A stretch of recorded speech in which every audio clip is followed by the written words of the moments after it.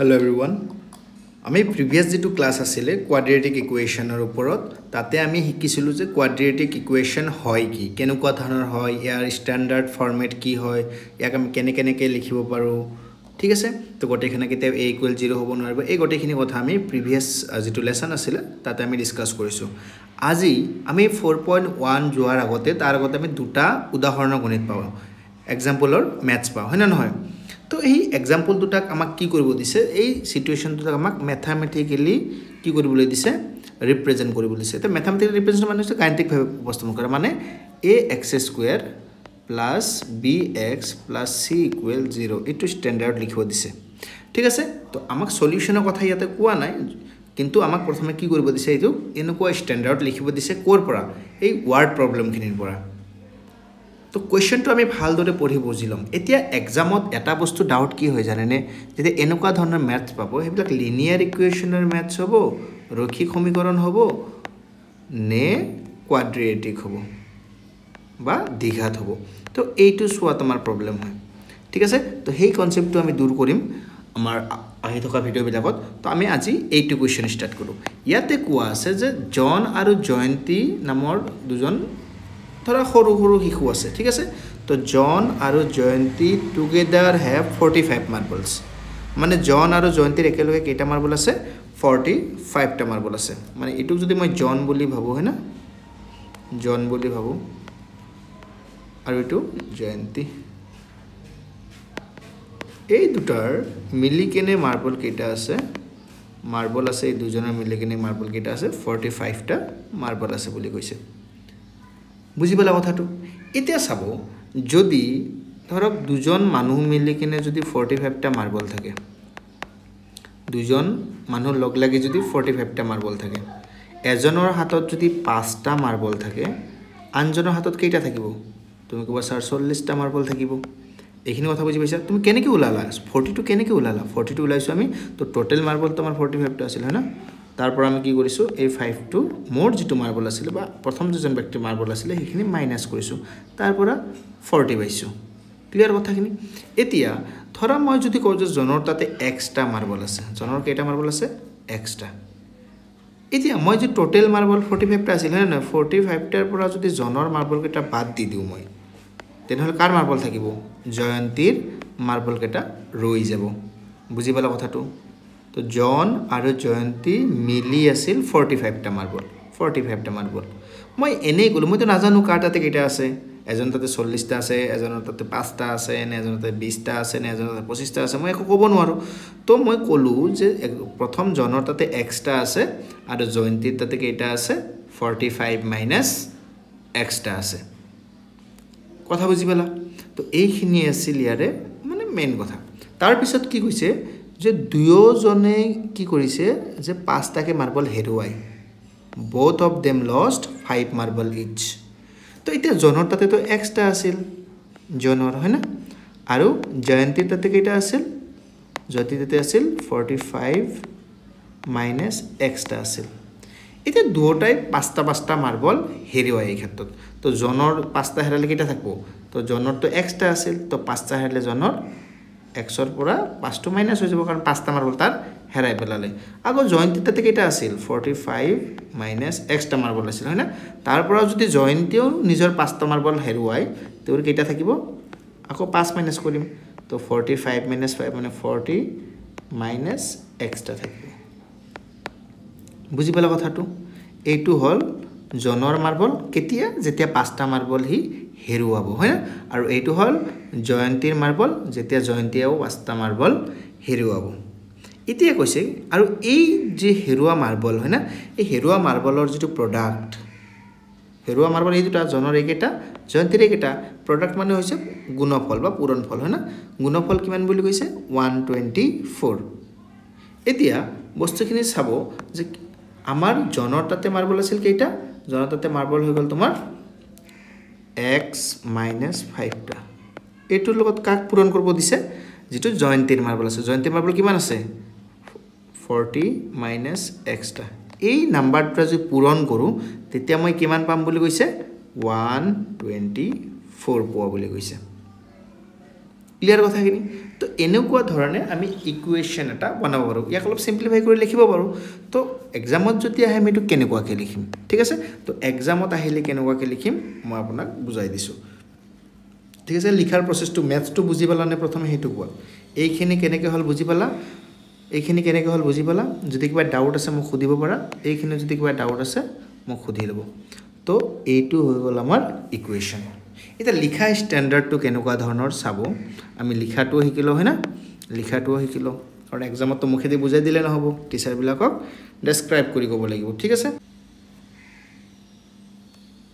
এতিয়া এইখিনি বস্তু যদি মই ডেছক্ৰাইব কৰোঁ কেনেকুৱা হ'ব সলিউশ্যন চাওঁ আমি ঠিক আছে তো আমি ইয়াৰ সলিউশ্যন কৰি লেট মানে কি ধৰা হ'ল হয় না ধৰা হ'ল the number of marble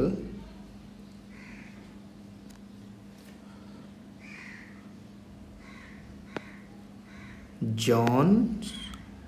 had কেইটা আছিল এক্সট্ৰা বুলি কৈছোঁ হয় না নহয় মানে জনৰ হাতত থকা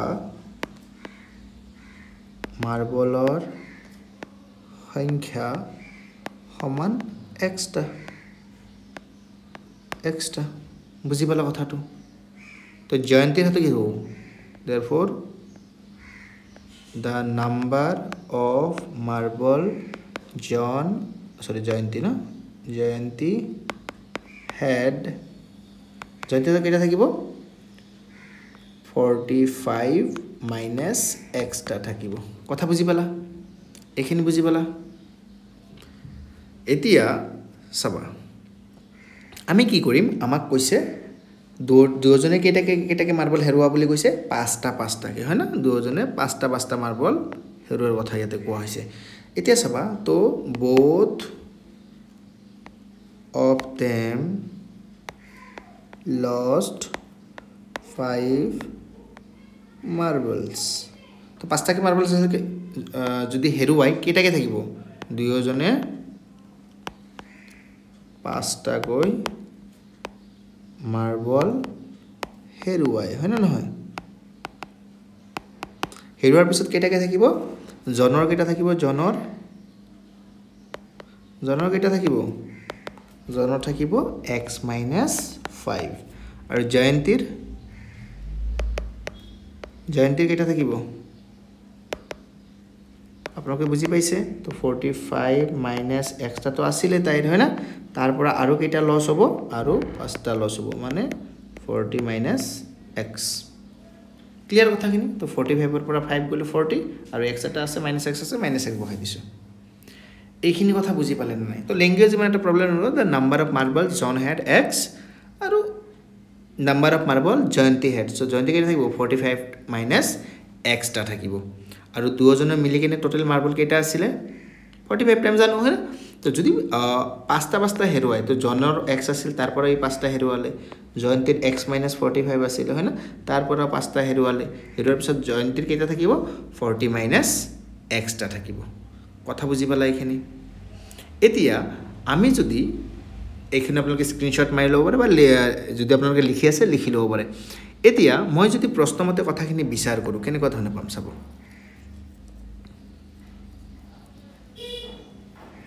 প্ৰশ্নমতে কি কৈছে আমাক প্ৰশ্নমতে কৈছে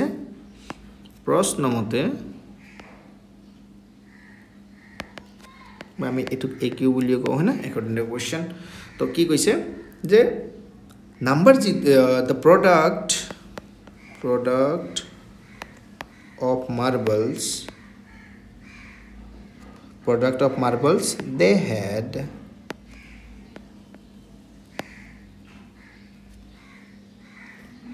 is 124 এতিয়া তেওঁলোকৰ হাতত কেটা মাৰ্বল থাকিব 124 টা হয় না নহয় বুজি পালা এই লাইনটো লিখি দিছো তেওঁলোকৰ হাতত এতিয়া মাৰ্বলৰ সংখ্যাৰ গুণফল 124 এটা আপোনালোকে ইয়াতে কপি পেস্ট মাৰিব পাৰে অসমীয়াত যদি লিখে এইখিনি লিখিব পাৰে এতিয়া কি কৈছে তো ইকুৱেশ্যনটো কেনেকুৱা হ'ব তো x - 5 আছিল জনৰ তাতে এটোৰ লগত ইনটু কৰিম কাৰ যেটো জয়ন্তীৰ হাতত কেটা মাৰ্বল আছিল 40 - x তো 40 minus x যদি ইনটু কৰো আমি কিমান পাম বুলি কৈছে 124 মাৰ্বল পাম বুলি কৈছে এইখিনি বুজি পাইছা কিবা ডাউট আছে এইখিনিতে একো ডাউট নাই এতিয়া আপোনালোকে যদি চাই এইখিনি মই যদি ব্ৰেকেটটো উঠাই দিও কি হ'ব জানেনে প্ৰথমে এই যে x আছে এই x দি এই দুটাক ইনটু কৰিব লাগিব মানে x whole into 40 minus x একবাৰ আকৌ এই -5 দি এই -5 যে আছে এই -5 দি আকৌ 40 minus x একবাৰ ইনটু কৰিব লাগিব 124 এটা তো প্লাস মাইনাস নাই যে মই ব্ৰেকেটটো উঠাই দিম ইনটু হৈ আছে না ইয়াৰো দুটা বস্তু ইনটু হৈ আছে এই ক্ষেত্ৰত আমি কেনেকৈ ধৰিম 40 into x 40x minus আছে minus 40 into x sorry x into x x square তাৰপিছত প্লাস এ মাইনাস এ minus 40 into 5 কিমান হ'ব 200 ঠিক আছে 200 আৰু মাইনাস এ এই দুটা মাইনাস এ কি হ'ব ইনটু কৰিলে প্লাস হৈ যাব 5x equal 124 বুজি পালা এতিয়া চাবা স্কয়াৰ বিলাক আমি আগত লিখো হয় না নহয় তো স্কয়াৰ বিলাক যদি আমি ফ্ৰন্টত লিখো কি হ'ব x square এটো আগত লিখিলো হয় না এর মাইনাস আছে মাইনাস 2 বহাই দিলো তাৰ পিছত x বিলাক একেলগে লিখিম এটো x ওচৰ কি আছে 40x + 5x আৰু নাম্বাৰ বিলাক একেলগে লিখিম তো -200 আৰু এটো যদি এফালে লও -124 = 0 বুজি পালা এই প্লাস হৈ আছে এফালে আনিলে কি হ'ব মাইনাস হ'ব এতিয়া মই যদি x স্কয়াৰ লিখো এটো তাৰ লাইন তো 40x + 5x কিমান হ'ব টোটাল 45x আৰু এটো দুটা মাইনাস আছে হয় না তো 200 रुपीस ধাৰ মই ধাৰে দি বুজিবলৈ চেষ্টা কৰাইছিল তোমালোক যোৱা ক্লাছত তো 200 তো মাইনাস আছে 124 ও মাইনাস আছে তো 200 টকা ধার কৰিলা আকৌ যদি 124 रुपीस ধাৰ কৰা কিমান ধার হ'ব টোটাল 324 ধার হ'ব কথা বুজি পালা এতিয়া চাবা এটা বস্তু কি হয় ইয়াতে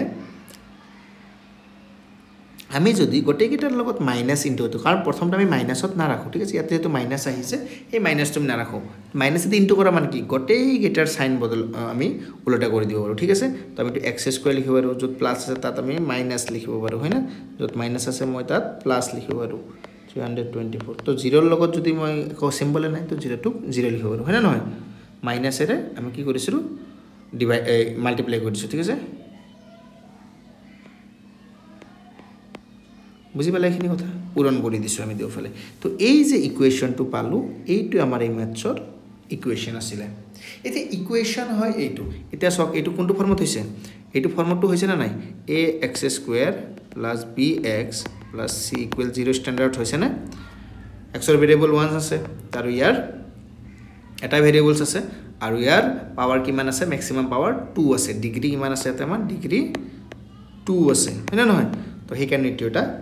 quadratic equation hobo এতিয়া এইটো ইকুৱেচনক যদি সলভ কৰো যদি মই x কিমান হয় আসলতে যদি মই বিচাৰিবলৈ যাও যে জনৰ তাতে কেইটা মাৰ্বল আছিল বা জয়ন্তীৰ তাতে কেইটা মাৰ্বল আছিল আমি তেনেকুৱা ভাবে এইটো কৰিব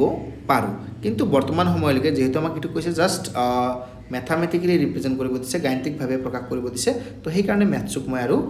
সলিউশন কৰা নাই কিয়নো আমি সলিউশন কৰাৰ আগতে কেইটামান টিপস আৰু টেকনিক্সৰ কথা জানি ল'ব লাগিব যেটো আমি নেক্সট ভিডিওটো ডিসকাস কৰিম তো एग्जांपल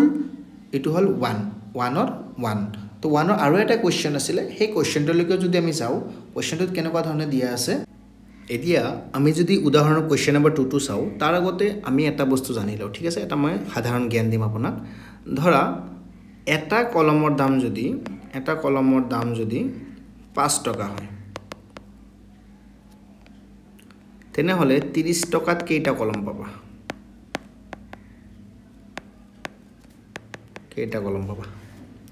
এটা কলমৰ দাম 5 টকা হলে 30 টকাত কেইটা কলম পাবা আমি কেনে গলালো আমি কি কৰিছো 30 টা কলম তো 5 এ দি হৰণ কৰি দিও হয় না 5 6 গুণ 30 তো 6 টা কলম পাম আমি ঠিক আছে বা যদি কও ধৰা এটা ফ্যাক্টৰি আছে ইয়াতে মই দুটা কন্ডিশন আপোনাক বুজাই দিছো কেনেকৈ ধৰণে আমি বস্তুবিলাক চাও এটা ফ্যাক্টৰিত আছে এদিনত ধৰা ফ্যাক্টৰিটিয়ে 5টা কাৰ বনাই ঠিক আছে কেটা কাৰ বনাই 5টা আৰু এটা কাৰৰ দাম এটা যেটো কাৰৰ কষ্ট আছে হয় না এটা কাৰৰ দাম কিমান বুলি কৈছো মই 10 লাখ বুলি গলো ঠিক আছে 10 লাখ বুলি ক'লো এতিয়া তেনেহলে কাৰখনত সেই দিনত কিমান টকা কাৰ বনোৱাতে খৰচ হয় তেনে 5 * 10 লাখ হয় না বুজি পালা কথাটো ইকুৱেল টু 50 লাখ খৰচ হ'ব এইখিনি কথা বুজি পালা এতিয়া ফ্যাক্টৰিতে এদিনত 5টা কাৰ বনাই তো এটা কাৰত যদি 10 লাখ কে খৰচ হয় ফ্যাক্টৰিতে বনোৱাতে তো 5টা কাৰ বনোৱাতে কিমান খৰচ হ'ব আমি কি কৰো তো যিমান কেটা কাৰ আছে আৰু প্ৰত্যেকটো কাৰৰ যদি কষ্ট দি মই ইনটু কৰি দিও তেতিয়া মই টোটাল কষ্টটো পাই যাও বহুত সাধাৰণ কথা এটো হয় না আমি ডেইলি লাইফত ইউজ কৰি থাকো মুখে মুখে কৈ দিও এইবিলাক বস্তু এতিয়া এইখিনি দুটা কন্ডিশন আপোনালোকে মন কৰিব এতিয়া কোৱেশ্চনটোত কোৱা কি হৈছে চাব যে এটা কাৰ্টেজ ফ্যাক্টৰি আছে কাৰ্টেজ ফ্যাক্টৰি কোম্পানী আপোনালোকে পুতলা সুতলা যিবিলাক বনায় মাটিৰ পুতলা সুতলা যিবিলাক বনায় এটা কটেজ ফ্যাক্টৰি বুলি কয় তো cottage factory produce a certain number of toys in a day the cost of production of each toy the cost of to আমি ধৰি লও let the cost of toys produced that they equal x আমি তো নাজানো কেইটা পুতলা বনাব হয় না ধৰা হল সেই দিনটোত ধৰা হল মই সময়টো লিখি দিছো আপোনালোকে যদি বুজি নাপায় লিখি লব ধৰা হল সেই দিনটোত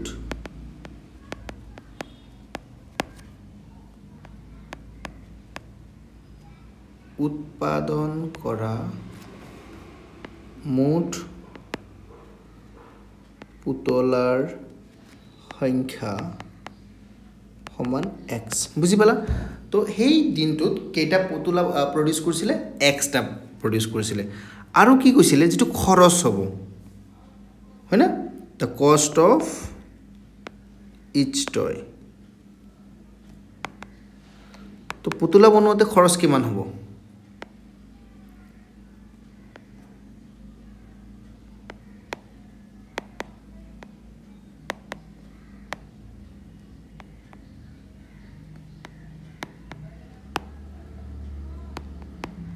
তো প্ৰত্যেকটো পুতলাৰ বাবে খৰচ কিমান হ'ব আমাক কি কৈছে কোৱেশ্চনটা ভালদৰে পঢ়ি লও কি কৈছে যে প্ৰতিটো পুতলা উৎপাদন কৰা খৰচ 55 মাইনাস এদিনত উৎপাদিত হোৱা সংখ্যা বুজি পাইছা the cost of production of each toy was the found to be 55 minus the number of toys produced in that তো number of toys produced কিমান হৈছিল এক্সট্ৰা হৈছিল হয় না number of আমাৰ ইয়াতে produce হৈছিল এক্সট্ৰা তো আৰু খৰচ কিমান হয় কৈ দিছে 55 minus number of toys produced on that day তো that day হেতু দিনত কেইটা হৈছিল produce এক্সট্ৰা বুজি পাইছা সেই দিনটোত কেইটা হৈছিল এক্সট্ৰা produce হৈছিল তো এইটো হৈ গল কষ্ট বুজি পালা কথাটো এইটো হল কষ্ট আৰু এইটো হল এদিনত উৎপাদন হোৱা খৰচ এটা পুতলাত সেই দিনত উৎপাদন হোৱা পুতলাৰ সংখ্যা এতিয়া আমাক যদি প্ৰশ্নমতে কি কৈছে প্ৰশ্নমতে কি বুলি কয় না প্ৰশ্নমতে কি কৈছে যে যেটো পুতুল বনোৱা পুতুলৰ সংখ্যা আছে পুতুলৰ সংখ্যাৰ লগত যদি মই খৰচটো পূৰণ কৰো 55 minus x তেতিয়া আমি কি পাম তেতিয়া আমি কিমান পাম বুলি কৈছে সেই বিশেষ দুটো সমুদায়ৰ মুঠ খৰচ হৈছিল 750 रुपीस কিমান रुपीस খৰচ হৈছিল 750 रुपीस হয় না নহয় ঠিক আছে 750 रुपीस ইকুৱেল টু 750 তো এইখিনি যে অলপমান সিম্পলিফাই কৰি লিখো x ৰ লগত এটো লগত এটো ইনটু হ'ব এটোৰ লগত এটো ইনটু হ'ব তো 55 into x 55x তো minus x into x x square equal 750 বুজি পালা কথাটো এতিয়া আকৌ আমি minus x square minus 55x plus 55x minus 750 equal 0 ইয়াক ইটো ফালে লৈ হলে কি হ'ব মাইনাস আই যাব ইয়াৰ কথা মানে প্লাস আছিল ইয়াতে হাল লগলে লেফট টো হাল লগলে মাইনাস ইয়াত এখন প্লাস আছে মাইনাস আছে এক তো কোন ধৰণৰ শিফট কৰা নাই আমি তো প্ৰথমে আমি মাইনাস না ৰাখো তো প্ৰত্যেকটো টাৰ্মছৰ লগত আমি কি হেড ইনটু কৰিম মাইনাস হেড ইনটু কৰিম ঠিক আছে যেটো টাৰ্ম ইয়াতে থাকে হেতু টাৰ্ম মতে ইনটু কৰিম তো মাইনাস প্লাস মাইনাস মাইনাস ঠিক আছে বুজি পালা তো এইটোৱে হ'ব আমাৰ উলিয়াবলগীয়া সমীকৰণ তো কোৱেশ্চন নম্বৰ আগৰটো তো আমি এটা সমীকৰণ পাইছিলো হয় না এই সমীকৰণটো আৰু এই সমীকৰণ দুটা কেনেকুৱা ধৰণে সমাধান কৰিব পাৰে ইয়াৰ কথাও আমি ডিসকাস কৰিম ঠিক আছে তো এই দুটা আছিল এক্সাম্পল নাম্বাৰ 1 আৰু 2 ৰ গাণিতিকভাৱে প্ৰকাশ বা ম্যাথমেটিক্যাল ৰিপ্ৰেজেন্টেশন যেটো হয় হেতু হয় তো সাগে আপোনালোকে কোৱেশ্চন দুটা বুজি পালে যদি কিবা ডাউট আছে তো মোক কমেন্ট সেকশনত জনাই দিব আমি ইয়াক আৰু ভালদৰে ডিসকাস কৰিম ঠিক আছে আমি নেক্সট ক্লাছত লগ পাইছো 4.1 ৰ লৈকে ঠিক আছে আমি অহা কালি ৰাতিপুৱা 7:30 ত এটা ভিডিও দিম তাতে আমি 4.1 ডিসকাস কৰিম এইচএলসি লৈকে সদায় ৰাতিপুৱা আধা ঘণ্টাকে স্কুল যোৱাৰ আগতে জাস্ট ম্যাথছ প্ৰেক্টিস কৰি যাওক ম্যাথছৰ আপোনালোকৰ সকলো বেসিক ডাউট যিবিলাক কনসেপ্ট লেক হৈ আছে এইবিলাক কি হৈ যাব ক্লিয়াৰ হৈ যাব তো ভিডিওটো শেষলৈকে চোৱাৰ বাবে আপোনাক সকলোকে ধন্যবাদ বাই বাই